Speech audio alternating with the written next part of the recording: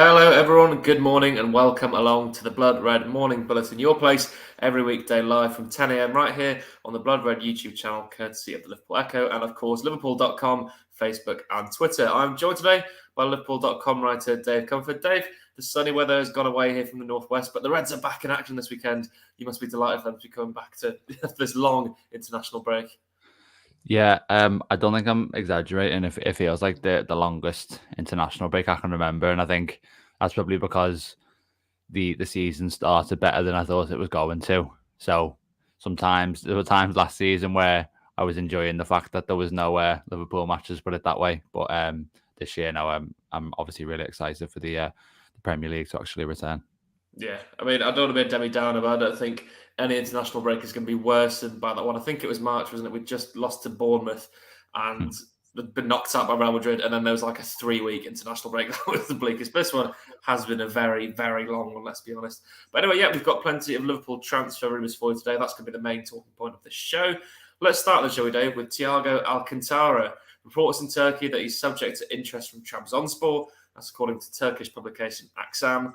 Basically, they're looking to move for Thiago because they've got a later deadline than obviously we do here in England. Now, let's say a brilliant offer comes in for Thiago. It's a decent fee for him. I'm not sure what you'd calculate that as being. Would you sell him at this point?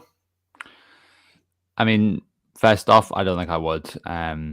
The whole Turkish, transfer rumor mill, it seems like a yearly feature, really. You get to kind of September, all the main windows have closed, and I think maybe the Turkish league decided, to leave theirs open a bit later so they could maybe pick up players like Thiago who are maybe not really featuring. Obviously, injury plays a part in this case. And I think every year there's probably a player from Liverpool, a player from all the top clubs who gets linked with a transfer around this time. Thiago, I think it's a pretty clear-cut case. I think he'll leave next summer when his contract expires. I don't think there'll be any sort of appetite to give him an extension, but equally, I don't think there'll be any appetite to sell him now because you may as well kind of get what you can from him for the last year of his contract. And I wrote an article about this the other day.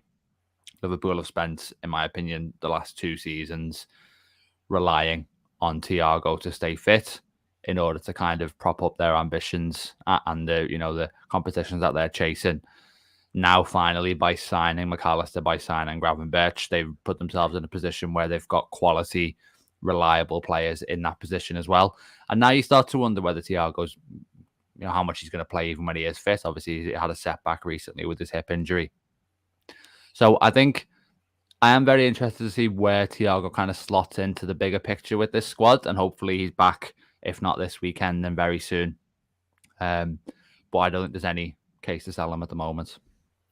Yeah, I'm in agreement with you. I think he's got a big role to play as well in this new sort of midfield shape Liverpool have adopted because they don't technically have an orthodox number 6. I know McAllister drops in more than others, but with the three of them sort of sharing that defensive workload, I think that'll suit Thiago really well. And to be honest, I think he can slot into that slightly deeper role that McAllister's been playing because we see McAllister on the ball a lot, passing the ball a lot of cover from the other two. That would suit Thiago absolutely down to a T. Just sort of stood there spraying it around the way that he loves to play. Yeah, I'm excited for him to come back from injury. I think we'll see him, hopefully, maybe not. I don't think we'll see him this weekend. I think he's still got a little bit to come back from. But yeah, hopefully we'll see Thiago at least by the end of September. I think he'll be back in the fold. Let's hope he can stay fit for more than 3 matches. But yeah, I think most Liverpool fans wouldn't sell at this point just because you can't bring someone else in and midfield numbers are already pretty thin. We've got a comment here from Derek Sarath, by the way. Have all of our international players returned uninjured? Yes, that is the case. Darwin Núñez does have a muscle problem, just to clarify on that one. But yeah, I think Núñez is basically fit. He was just taken off as a precaution by Bielsa. Everyone else, though, touch wood, is seemingly okay. Of course, we've got Klopp's press conference tomorrow, and Jurgen will clear up all the injury problems. Make sure you're checking us out here on the Blood Red channel because we bring you Klopp's press conference as soon as we have it. But yeah, let's move on away from Thiago, shall we? Let's talk centre-backs. Dave, we're both saying on multiple podcasts before the transfer window shut, Liverpool need to sign a centre-back, especially a left-footed, left-sided one, and Gonzalo Inacio of Sporting Lisbon in Portugal is probably one of the ideal targets, isn't he? As to be expected, he's been linked again with Liverpool. I think that's going to be the case every week up until January. He's been listed as a previous target for Liverpool. He signed a new contract with Sporting Lisbon, though. It keeps him there till 2027, but normally that's the case, isn't it, when they're trying to get more money from a sale. Would you be open to buying him then? Gonzalo Inacio's got a release clause of supposedly 60 million euros, 22 years old, as I say, left-footed, left-sided centre-back. Who says no, Dave? Well, Liverpool obviously said no last summer to that one. I think his release clause was 40 million euros during the last transfer window, and to me, obviously that suggests that there are some concerns, or maybe certainly a desire to wait and see, and just to maybe see if there's any weaknesses in his game that he has to iron out or something like that. But it would be, I suppose, typical in a way of Liverpool's dealings in the sense that how often have we seen them kind of go for a player or be linked with a player and then just be a bit unsure and hesitate, and then they come back for that player in X amount of years time and the price has gone up, because obviously you're already seeing there the price has gone up by 20 million. And if he doesn't go to Liverpool, then I think it's probably a matter of time before he joins another top team. I think the criteria that was set out in the summer, according to an article I read in The Athletic, was 23 years or younger. Not necessarily someone who has to come straight into the team, and someone who is ideally left-footed. So for me, Inacio meets all three of those. That from that standpoint, and with the money being there, I'm surprised he didn't make a move for him last summer. Obviously, they've taken a chance instead with the centre-back options that they do have, probably relying on someone like Kwanzaa to be a decent enough first team option when required this season. So we'll see if that one backfires. And in the case of Inacio, the club seemed to really play down the interest last summer. Maybe he's on the radar long term. I guess we'll have to wait until probably next summer to find out. But if things go really badly wrong at centre back, then maybe they do something in January instead. I mean, I think it all points to me, as much as I really like the look of Inacio. He is the one player, him and Hincapie, I quite like the look of, but I think Inacio is the one that myself and most Liverpool supporters wanted to see them sign. He must not be on their transfer targets and must not be on the radar, because there's no reason why you wouldn't pay the 40 million if you were keen on him this summer, get him in, get him bedded into the squad, rather than wait next year and pay 20 million more. I mean, it doesn't really make any sense. It's not like Liverpool have spent so much this summer they couldn't afford to buy him. We knew the money was there to buy him this summer. So I think that must point to not buying Inacio, because otherwise I don't know why you wouldn't have tried to go for the 40 million release clause. We saw them with Szoboszlai. He was in a really similar situation. He had that contract running out, didn't he? That release, not the contract, the release clause expiring within his contract. Liverpool thought, you know what, we're going to go for it and buy him now. I think they'd have done the same with Inacio if they were going to go for him. So maybe Klopp is just maintaining his loyalty and trusting in Matip and Gomez, and of course Kwanzaa's coming through as well. What's the point in having an academy if you're not going to give those players a chance? Absolutely right that Kwanzaa does get that chance this season. Anyway, let's stay with Sporting Lisbon, shall we? Sporting Club, I should say, that's their actual name. There's another transfer rumour. Pedro Goncalves plays as a winger. He can play as a 10, left-footed, right-footed, left wing, right wing, very versatile attacking player. Surprised he's not left Portugal yet, Dave, to be honest. He's a very highly rated talent, isn't he?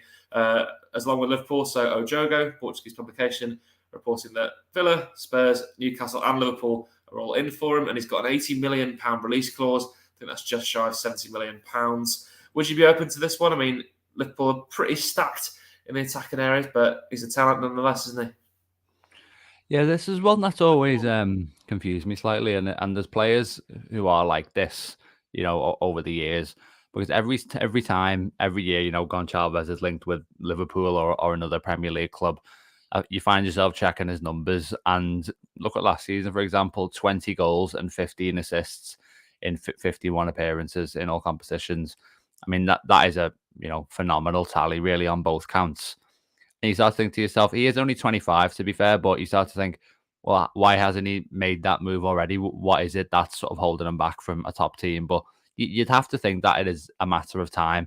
Obviously, that release clause is huge, and you don't know if a team is going to maybe come and pay that, or whether there's going to be kind of room for negotiation there. That's obviously something to keep an eye on. But, I think the point you made too about the versatility, and just as you were talking there, I sort of thought to myself, sounds a little bit like Dominic Szoboszlai in a way, just on the opposite side, because we know Szoboszlai was playing a lot of football on the right wing for Leipzig, be it in kind of maybe a 4-3-3 or a 4-2-2-2, where he was kind of a right attacking midfielder. But to be able to play on the wing and then as kind of that attacking midfielder as well, Liverpool love versatility when they sign players. I think it's one of the messages they always put out when they bring someone in is, look how many different positions they can actually play. So I think he ticks some really important boxes, to be honest. I mean, just looking here as well, interesting that he's only got 2 caps for Portugal. So it's just generally a bit of a a puzzling one in the sense that why hasn't anyone, taken the plunge already? Is there something, where people have a slight concern over him and his ability to adapt to the very highest level? I'm not sure, but certainly in terms of kind of the numbers alone and the versatility, looks a very appealing option.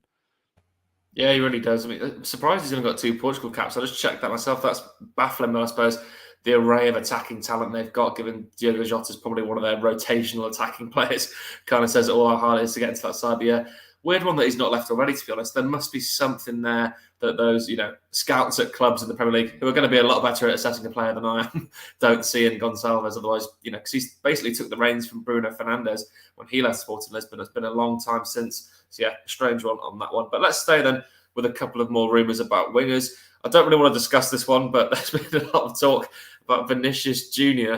apparently joining Liverpool next summer day amid uncertainty of Mohamed Salah's future.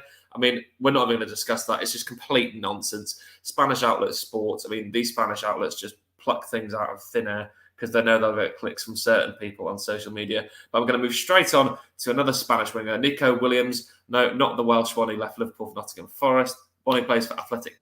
Wow. Liverpool may move away from the Spanish side. 21, possible target for Liverpool. I think the thing here, Dave, is if Liverpool are going to be signing an attacker, they sort of need to go for a right winger, don't they? Because they've got almost every player could play down the left wing apart from Mo Salah, for being totally honest. Not many of them can play down the right. Do you think someone like a Nico Williams, out-and-out right winger, who can go on the outside is something they need? Yeah, the attack's a bit lopsided at the moment, I think. And as much as some people might say that Jota or Diaz could fill in on the right wing, I think he just kind of forfeits a little bit of balance, and those players just aren't as comfortable in that position. As a reason they've not really featured there up to this point. So I definitely think it needs to be a right winger. I mean, to look at Williams, there's a few different ways Liverpool can play it when it comes to replacing Salah, which it looks like they may have to do next year. They can go for like a superstar, someone like Leroy Sané, Federico Chiesa, and they could go for, someone who's Premier League proven, like Jarrod Bowen would probably be the leading candidate in that sense. They could even take a chance and, look to one of the promising attackers they have in the academy to do it if they have a really, spectacular breakout season this year. But then I think another way, maybe the fourth way, is to go into Europe, pick up someone like Williams, who's about, I think he's about, is he 19, something like that? He's certainly a year either side of 20, I think. Reports said 21, but that might be wrong. 21. Yeah, so Yeah, 21, 21 years old, so very young.